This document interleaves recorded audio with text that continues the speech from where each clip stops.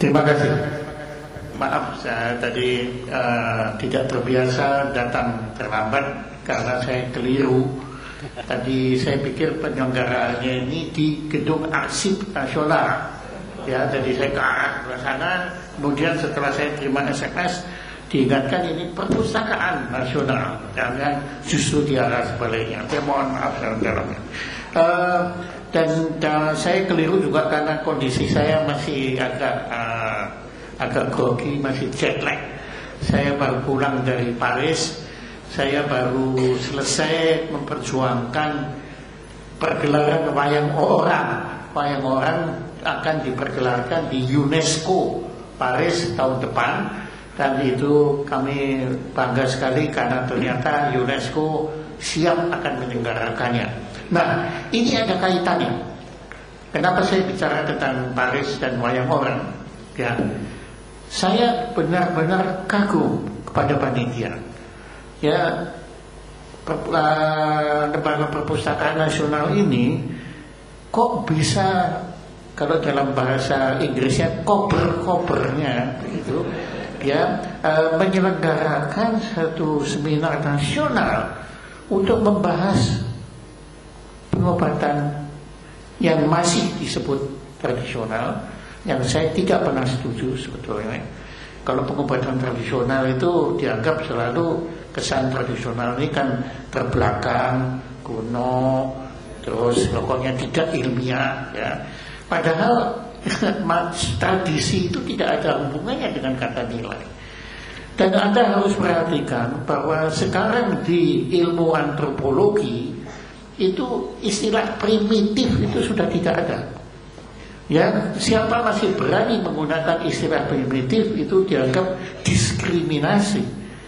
Ya, jadi tidak ada kebudayaan primitif itu, enggak ada. Istilah primitif itu adalah buatan kaum kolonial untuk mendiskreditkan kawasan yang dikuasainya. Oh, terima kasih sekali. Saya heran kalau ini ditepuin, saya heran. Tapi itu menunjukkan kalau Anda semua di dalam sanubari Anda masih terdelut rasa kebangsaan bangsa Indonesia ini. Justru tepuk tangan untuk Anda semua. Ya, dan saya terharu sekali, Bu. Kok bisa-bisanya saya mau tahu kenapa Anda memilih pengobatan yang masih disebut tradisional itu. Pengobatan itu pengobatan sebetulnya. Farmasi adalah pengobatan tradisional Barat. Itu tradisional Barat, tradisi yang penuh dengan kekeliruan, penuh dengan, dan kalau kekeliruannya pengobatan farmasi Barat itu berbahaya sekali. Karena mereka kalau keliru bisa menimbulkan cacat, bisa menimbulkan cacat lainnya, penyakit lainnya, dan bisa menimbulkan kematian. Kalau jamu, kalau keliru itu paling-paling mencret, ya. Tapi nggak ada orang mati karena minum jamu, itu nggak ada, ya. Kalau orang mati minum jamu itu nggak mustahil, karena jamu mengandung semua ramuannya adalah anugerah dari Yang Maha Kuasa. Gak mungkin Yang Maha Kuasa itu memberikan sesuatu dianugerahkan untuk manusia untuk membunuh manusia. Gak ada. Tapi kalau farmasi, mohon seribu maaf kepada teman-teman para sarjana farmasi, tradisi farmasi, mereka itu semua adalah artificial, ramuannya buatan manusia yang mengandung zat-zat kimiawi yang sebenarnya bukan untuk diminum, ya, tetapi atau dimakan, tapi ya itu dilakukan karena apa? Bedanya tradisi timur dan tradisi barat. Kalau tradisi timur itu pengobatannya itu pengobatan politik sebetulnya. Kalau barat itu pengobatan militer. Ya, pengobatan militer politik itu begini. Jamu itu saya tidak pernah bilang bahwa jamu itu bisa menyembuhkan. Enggak. Karena konsep jamu bukan penyembuhan, tetapi adalah pembinaan dan pencegahan. Jamu itu menghendaki manusia sebelum sakit itu sudah minum jamu agar tidak sakit. Kalau pengobatan barat itu kebalik, mereka nunggu dulu sampai sakit baru diobati. Nah, kalau politik itu kan pengobatannya politik yang benar tentunya, bukan politik yang model korupsi tentunya ya. Politik yang benar itu mereka caranya membina supaya rakyatnya ini mampu mandiri, mampu membangun negaranya, mampu menciptakan ketahanan nasional. Dan pengobatan menciptakan ketahanan tubuh terhadap penyakit. Itu prosesnya lama. Dan ini yang sebetulnya menguntungkan pabrik saya. Ya, karena prosesnya lama ya Anda kalau bisa minum setiap hari minum jamu jago gitu loh maksudnya. Ya. Nah, kalau obat ini kan lain. Kalau obat ini Anda minum hanya waktu sakit. Waktu sudah sembuh Anda berhenti malah. Kalau diteruskan Anda makin sakit. Seperti Anda kalau minum antibiotik, gak boleh terus-terusan. Tapi kalau minum jamu, gak boleh Anda berhenti, harus terus. Ya ini kan supaya langsung saya laris lah. Nah, di sini bedanya. Ya, jadi dan kalau barat ini mereka saya akui, kalau Anda sakit, sudah infeksi, sebaiknya jangan minum jamu.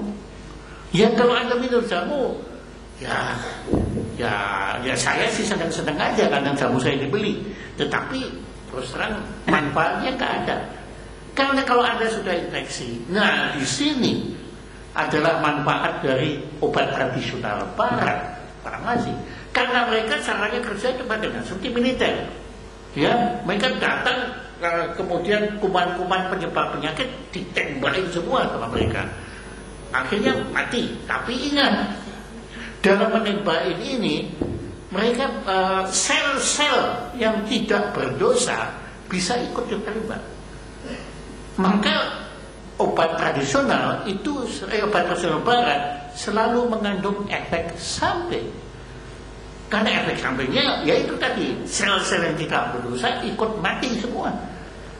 Ya, ada kalau minum antibiotik terus-terusan, tuh ginjal Anda yang gak kuat. Ya, lambung Anda yang akan rusak. Nah itu dia di situ bedanya. Dan sebetulnya ini bukannya untuk dia didomba. Antara timur dan barat sebetulnya bisa saling mengisi. Yang timur ini terus membina seperti negara. Politician itu perlu. Bung Hatta perlu. Bung Karno perlu. Pak Syahir perlu. Mereka perlu semua. SBY setelah pensiun perlu, ya sebelum pensiun dia militer, setelah pensiun penuh untuk membangun negara ini. Tetapi TNI ini juga perlu, ya seperti kalau menghadapi teman-teman kita para teroris yang masih juga melakukan pembunuhan walaupun dengan membunuh dirinya sendiri juga. Tetapi ini perlu ada polisi, ada TNI. Ini tradisional barat, farmasi perlu. Nah, sebetulnya itu bisa saling mengisi dengan baik sekali. Sayangnya di Indonesia ini, tadi Anda sudah tepuk tangan, kita sudah merdeka sejak tahun, sudah diproklamasikan sejak 17 Agustus 1945. Tetapi secara politik dan militer kita sudah merdeka, tetapi secara kebudayaan kita belum merdeka. Saya tadi terharu sekali waktu mendengar tadi tolak bala di sini. Saya sangat tergerak dan saya bangga menjadi bangsa Indonesia. Ya, kita sudah mengalami gerakan kebangkitan nasional. Sudah 100 tahun kita bangkit terus. Kalau bangkit terus lama-lama kejugal malah. Sudah tiba saatnya kita bukan bangkit lagi. Kita sudah tiba saatnya untuk bangga terhadap negara dan bangsa kita. Kita sudah saatnya ada gerakan kebanggaan nasional. Dan tampaknya hari ini adalah salah satu upaya menggerakkan kebanggaan nasional bangsa dan negara Indonesia. Saya bicara benar-benar. Ya, saya tadi terharu sekali. Dibutuhkan keberanian. Kalau nggak salah tadi saya dengar ada permohonan maaf dari belakang bisik-bisik, mohon maaf ini dalam bahasa Jawa. Anda bayangkan, kita sebagai bangsa Indonesia mau menggunakan bahasa Jawa aja minta maaf. Apakah kita tidak masih terjajah? Loh, saya bukannya sama sekali saya bukannya anti asing, bukan. Tetapi sambil kita pro kepada asing, apa salahnya di atas bumi berbisa di situ langit kita juga? Ya kita ada di Indonesia. Ya, cuma memang saya kalau minta maaf, saya minta maaf kepada teman-teman kita yang dari Jawa Barat. Sebab bahasa yang digunakan bukan bahasa Sunda. Ya, kita minta maaf kepada teman-teman kepada yang anti Madura. Tadi itu bukan bahasa Madura. Dari Bali, bukan bahasa Bali itu benar. Tapi memang kalau sekaligus ngomongnya semua bahasa kan nggak mungkin. Nah mungkin lain kali yang bisa kalau dibuka dengan doa bahasa Bali, kemudian bahasa Madura, seperti waktu Sumpah Pemuda. Ya, Yong Java, Yong Sumatera, Yong Madura, semua berkumpul, kemudian satu persatu mereka mengikrarkan keyongannya mereka untuk menjadi satu, yaitu bangsa Indonesia. Saya benar-benar berharap, ya, maka di situ istilahnya menurut saya itu bukannya pengobatan tradisional, itu pengobatan Nusantara dalam naskah Nusantara. Dan saya setuju sekali, naskah kuno kita lestarikan, kita gali. Tetapi tidak kalah pentingnya adalah naskah masa kini.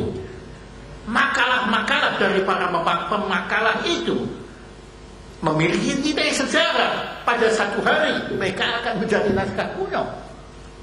Ya, jadi menurut saya kira kita tidak batasi, walaupun ada undang-undangnya. Itu undang-undangnya itu kan supaya naskah kunonya diselamatkan. Tetapi naskah kontemporer pun itu tidak kalah penting. Karena pengobatan selalu berkembang. Kalau kita hanya bertahan kepada yang kuno, maaf seribu maaf, bukannya kita tidak menghargai yang kuno. Tapi perkembangan itu berkembang. Pada waktu itu belum ada kesadaran. Semua tahunya sakitnya paten, ya gudikan, ya mamumat dase, atau mereka kan belum bicara tentang kanker. Mereka belum bicara tentang psoriasis seperti sekarang ini yang saya penyakit yang sedang saya derita ini. Penyakit ini namanya saya pakai nama barat lagi, bukannya boya sudah gudikan gitu, enggak lagi. Kalau saya bilang saya gudikan malu, bilangnya psoriasis. Padahal menurut saya ya gudikan ini ya. Cuma ini penyakit kulit tidak menular, jangan khawatir. Jadi Anda kadang-kadang tidak menular. Nah, disinilah saya sangat menghargai Ibu Ketua Lembaga Perpustakaan Nasional. Anda sudah melakukan sesuatu untuk negara dan bangsa Indonesia ini melalui kebanggaan. Ya, jadi yang saya harapkan itu naskah-naskah hari ini mohon dikumpulkan. Saya yakin akan dikumpulkan, dan saya terima kasih sekali ada teman dari Leiden. Ya, ada teman dari Malaysia yang saya yakin datang ke sini bukannya untuk mengambil alih kebudayaan Indonesia, tapi untuk ikut menjunjung tinggi ya di sini. Nah, mana teman Malaysia? Selamat datang ya. Orang Malaysia itu baik-baik. Ya. Kalau ada orang Malaysia, saya ngomongnya begitu. Nah, dalam hal ini saya mohon itu di samping dihimpun. Saya tidak tahu naskah teman dari Malaysia ditulis dalam bahasa apa, naskah teman kita dari Leiden ditulis dalam bahasa apa. Saya mohon termasuk naskah yang ditulis dalam bahasa daerah pun, tolong, bukannya saya tidak menghargai bahasa-bahasa itu, tetapi tolong di bahasa Inggris kan. Terus terang saya itu baru sadar bahwa rupanya Tuhan itu mengatur saya datang ke sini sebenarnya adalah untuk kepentingan jamu secara nasional. Saya tadinya nggak sadar. Saya datang ke sini karena permintaan saya kan atas untuk sebagai pembicara banyak sekali. Ya, dan temanya selalu berbeda-beda, mulai dari jamu, nanti datang tentang korupsi, ya, nanti kemarin saya diundang ke dokter gigi, kemudian sebelumnya lagi diundang untuk pertahanan nasional. Jadi pokoknya temanya macam-macam. Makanya saya datang ke sini juga tadinya saya nggak tahu saya ini mesti ngomong apa.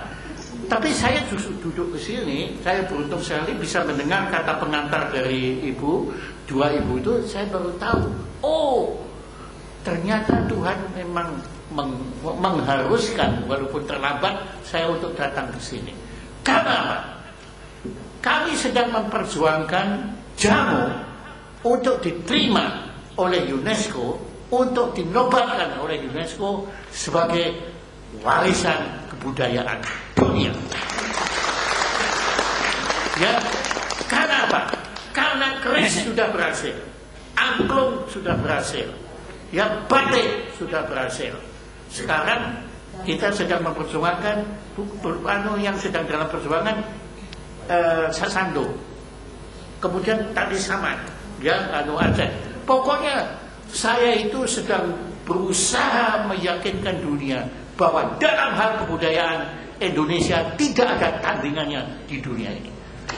Tidak ada tandingannya. Ya, saya kalau sudah ngomong tentang Indonesia itu saya emosional. Memang emosional, dan saya tidak malu karena saya benar-benar bangga.